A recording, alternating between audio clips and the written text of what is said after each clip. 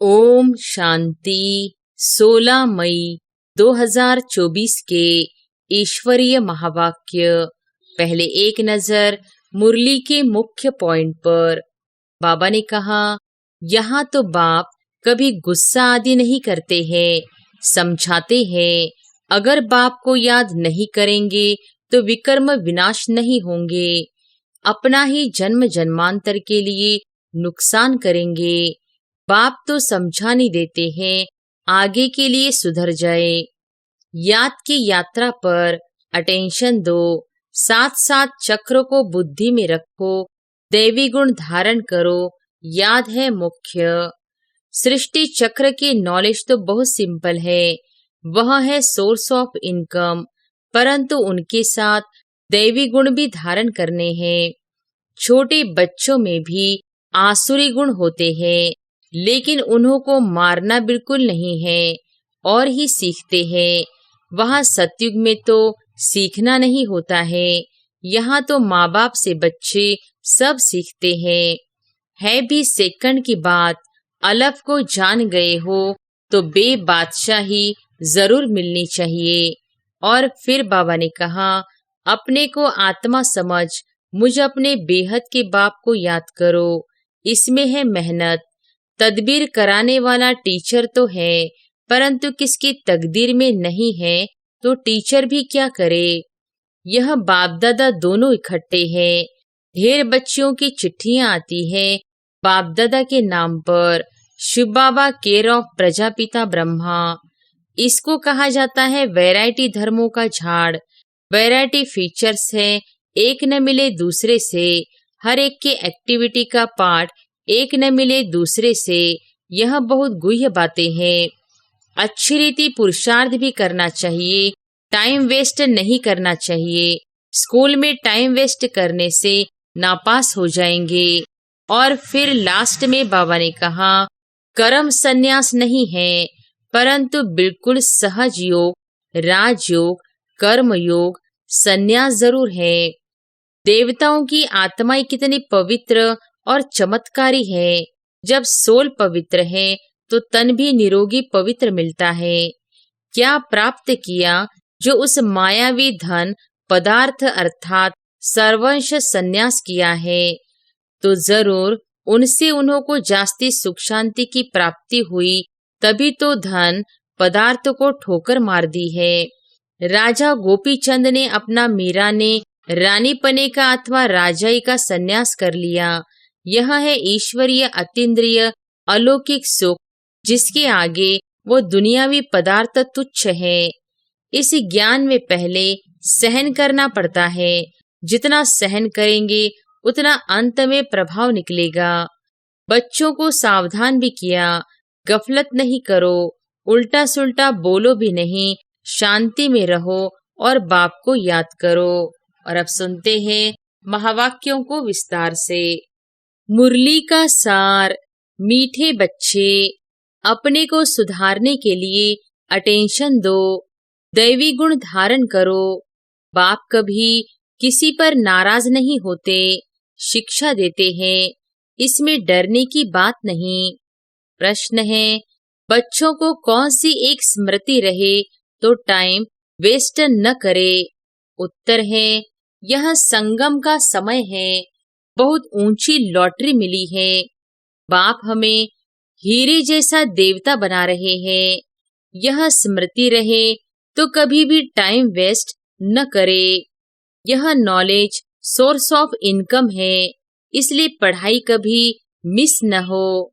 माया देह अभिमान में लाने की कोशिश करेगी, लेकिन तुम्हारा डायरेक्ट बाप से योग हो तो समय सफल हो जाएगा।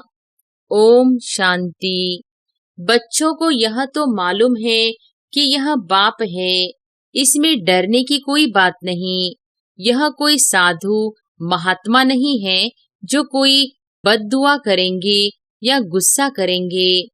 उन गुरुओं आदि में तो बहुत क्रोध होता है, तो उनसे मनुष्य डरते हैं, कहाँ श्राप न दे देवे। यहाँ तो ऐसी कोई बात नहीं। बच्चों को कभी डरने की बात नहीं। बाप से डरते वह हैं जो खुद चंचल होते हैं। वह लौकिक बाप तो गुस्सा भी करते हैं। यहाँ तो बाप कभी गुस्सा आदि नहीं करते हैं, समझाते हैं। अगर बाप को याद नहीं करेंगे तो विकर्म विनाश नहीं होंगे, अपना ही जन्म जन्मांतर के लिए नुकसान करेंगे। बाप तो समझानी देते हैं, आगे के लिए सुधर जाए। बाकी ऐसे नहीं कि बाप नाराज होते हैं।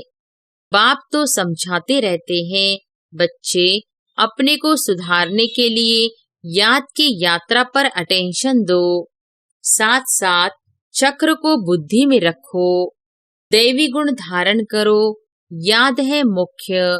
बाकी सृष्टि चक्र की नॉलेज तो बहुत सिंपल है, वह है सोर्स ऑफ इनकम, परंतु उनके साथ दैवी गुण भी धारण करने हैं।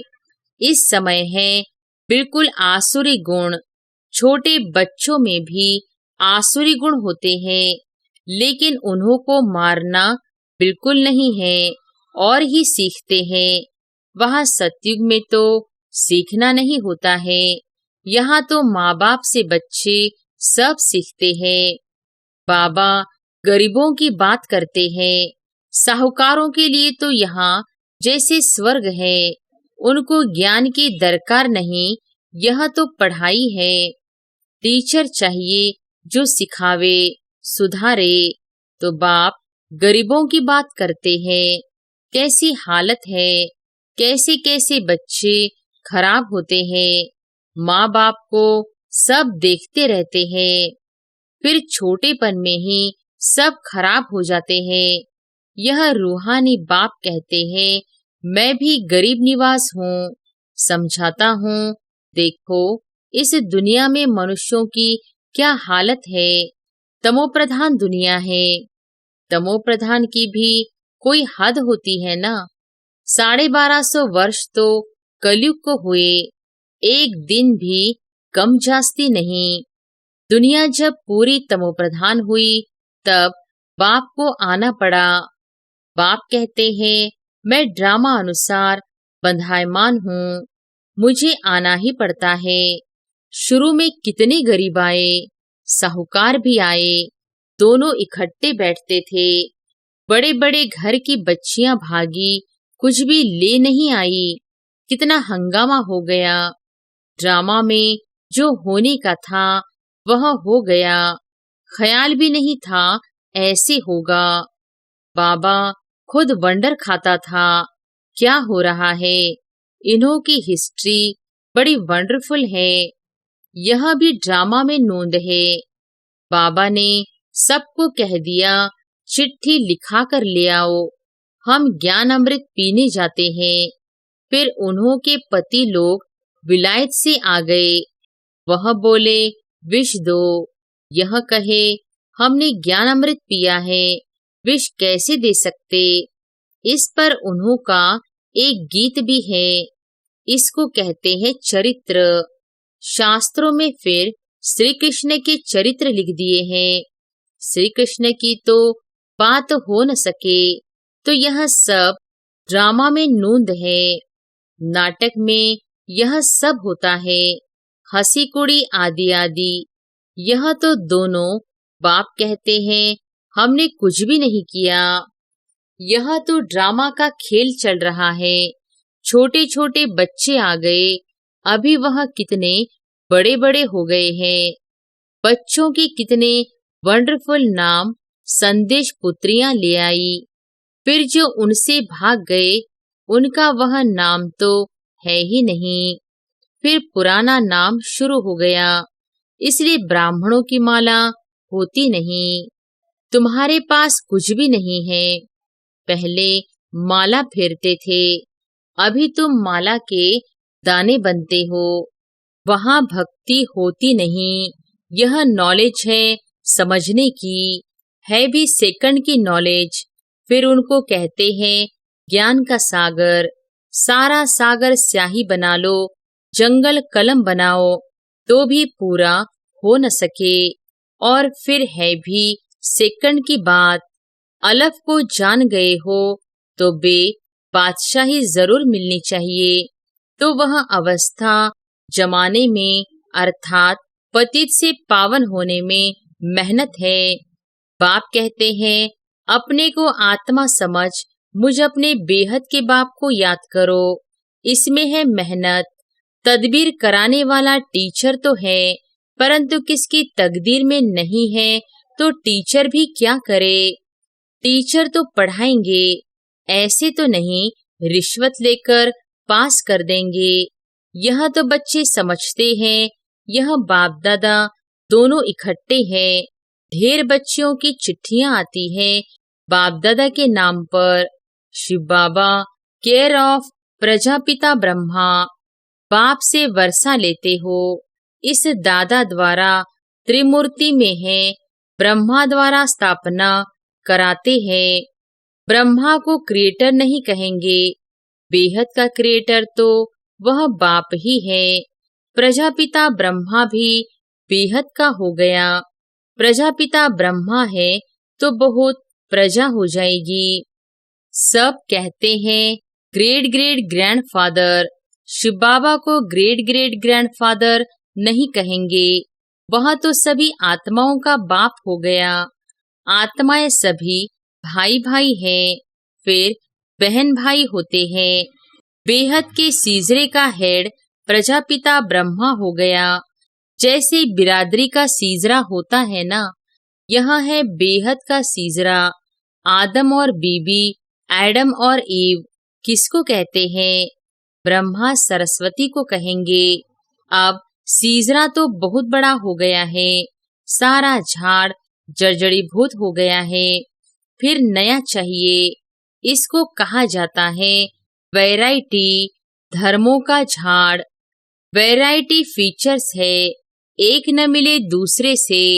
हर एक्टिविटी का पार्ट एक न मिले दूसरे से। यह बहुत गुह्य बातें हैं, छोटी बुद्धि वाले तो समझ न सके, बहुत मुश्किल है। हम आत्मा छोटी बिंदी है, परमपिता परमात्मा भी छोटी बिंदी है, यहाँ बाजू में आकर बैठते हैं। आत्मा कोई छोटी बड़ी नहीं होती है। बाप दादा दोनों का इकट्ठा पाठ बड़ा वंडरफुल है। बाबा ने यह रथ बड़ा अनुभवी लिया है। बाबा खुद समझाते हैं, यह भाग्यशाली रथ है। इस मकान अथवा रथ में आत्मा बैठी है। हम ऐसे बाप को किराए पर अपना मकान व रथ देवे तो क्या समझते हो?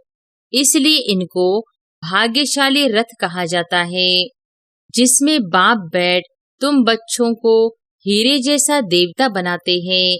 आगे थोड़े ही समझते थे, बिल्कुल तुच्छ बुद्धि थे। अभी तुम बच्चे समझते हो तो फिर अच्छी रीति पुरुषार्थ भी करना चाहिए। टाइम वेस्ट नहीं करना चाहिए। स्कूल में टाइम वेस्ट करने से नापास हो जाएंगे। बाप तुमको बहुत बड़ी लॉटरी देते हैं। कोई राजा के घर जन्म लेते हैं तो जैसे कि लॉटरी मिली ना। कंगाल है तो उनको लॉटरी थोड़ी ही कहेंगे। यह है सबसे ऊंची लॉटरी। इसमें टाइम वेस्ट नहीं करना चाहिए। बाबा जानते हैं माया की बॉक्सिंग है। घड़ी घड़ी माया देह अभिमान में लाती है। तुम्हारा बाप के साथ डायरेक्ट योग है। सम्मुख बैठे हैं ना, इसलिए यहाँ रिफ्रेश होने आते हो ड्रामा अनुसार। बाप कहते हैं, मैं तुमको जो समझाता हूँ वह धारण करना है। यह ज्ञान भी तुमको अभी मिलता है, फिर प्राय लोप हो जाता है। ढेर आत्माएं चली जाती हैं शांति धाम। फिर आधा कल्प के बाद भक्ति मार्ग शुरू होता है। आधा कल्प से तुम वेद शास्त्र पढ़ते आए, भक्ति करते आए हो। अब मूल बात समझाई जाती है कि तुम बाप को याद करो तो जन्म जन्मांतर के विकर्म विनाश हो। यह नॉलेज है सोर्स ऑफ इनकम। इससे तुम पद्मा पदम भाग्यशाली बनते हो, स्वर्ग के मालिक बनते हो। वहां तो सब सुख है। बाप याद दिलाते हैं तुमको स्वर्ग में कितने अपार सुख दिए हैं। तुम विश्व के मालिक थे, फिर सब गंवा दिया। तुम रावण के गुलाम बन गए हो। राम और रावण का कितना यह वंडरफुल खेल है। यह फिर भी होगा। अनादि बना बनाया खेल है।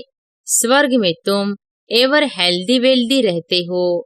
यहाँ मनुष्य को हेल्दी बनाने के लिए कितना खर्चा करते हैं, वह भी एक जन्म के लिए। तुमको आधा कल्प एवर हेल्दी बनाने में क्या खर्च होता है? एक नया पैसा भी नहीं। देवताएं एवर हेल्दी है ना। तुम यहाँ आए ही हो एवर हेल्दी बनने के लिए। एक बाप के बिगर सर्व को एवर हेल्दी और कोई बना न सके। तुम अभी सर्वगुण संपन्न बन रहे हो। अभी तुम संगम पर हो। बाप तुमको नई दुनिया का मालिक बना रहे हैं। ड्रामा प्लान अनुसार जब तक ब्राह्मण न बने तब तक देवता बन न सके। जब तक पुरुषोत्तम संगम युग पर बाप से पुरुषोत्तम बनने न आए तो देवता बन न सके। अच्छा, आज बाबा ने रूहानी ड्रिल भी सिखाई, नॉलेज भी सुनाई, बच्चों को सावधान भी किया। गफलत नहीं करो, उल्टा सुल्टा बोलो भी नहीं, शांति में रहो और बाप को याद करो। अच्छा, मीठे मीठे सिकिलधे बच्चों प्रति मात पिता बाप दादा का याद प्यार और गुड मॉर्निंग। रूहानी बाप की रूहानी बच्चों को नमस्ते। धारणा के लिए मुख्य सार। पहली पॉइंट, विकर्म विनाश कर स्वयं को सुधारने के लिए याद की यात्रा पर पूरा अटेंशन देना है, दैवी गुण धारण करने हैं। दूसरी पॉइंट, देवता बनने के लिए संगम युग पर पुरुषोत्तम बनने का पुरुषार्थ करना है। गफलत में अपना टाइम वेस्ट नहीं करना है। वरदान है, ज्ञान के श्रेष्ठ खजानों को महादानी बन दान करने वाले मास्टर ज्ञान सागर भव।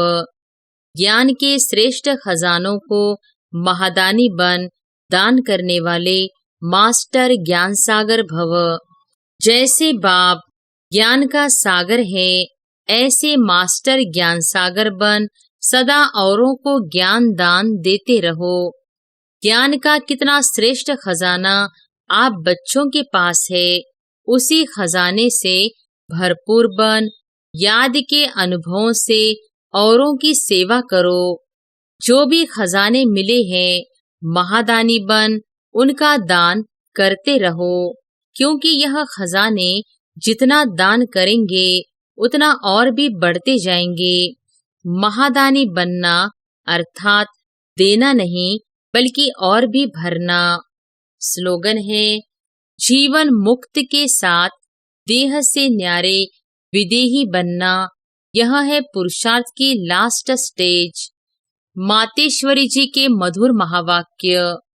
गुप्त वेशधारी परमात्मा के आगे कन्याओं माताओं का सन्यास। अभी दुनियावी मनुष्यों को यह विचार तो आना चाहिए कि इन कन्याओं माताओं ने सन्यास क्यों लिया है। यह कोई हठयोग कर्म सन्यास नहीं है, परंतु बिल्कुल सहज योग, राजयोग, कर्म योग सन्यास जरूर है। परमात्मा खुद आए जीते जी देह सहित देह के सभी कर्मेंद्रियों का मन से सन्यास कराता है, अर्थात 5 विकारों का संपूर्ण सन्यास करना जरूर है। परमात्मा आए कहता है, दे दान तो छूटे ग्रहण। अब माया का यह ग्रहण जो आधा कल्प से लगा हुआ है, इससे आत्मा काली पतित बन गई है। उनको फिर से पवित्र बनाना है।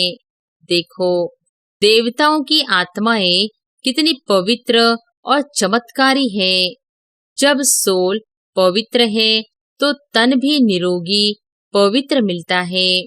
अब यह भी सन्यास तब हो सकता है जब पहले कुछ चीज मिलती है। गरीब का बालक साहूकार की गोद में जाता है तो जरूर कुछ देख गोद लेता है, परंतु साहूकार का बालक गरीब की गोद में नहीं जा सकता। तो यहाँ यह कोई अनाथ आश्रम नहीं है।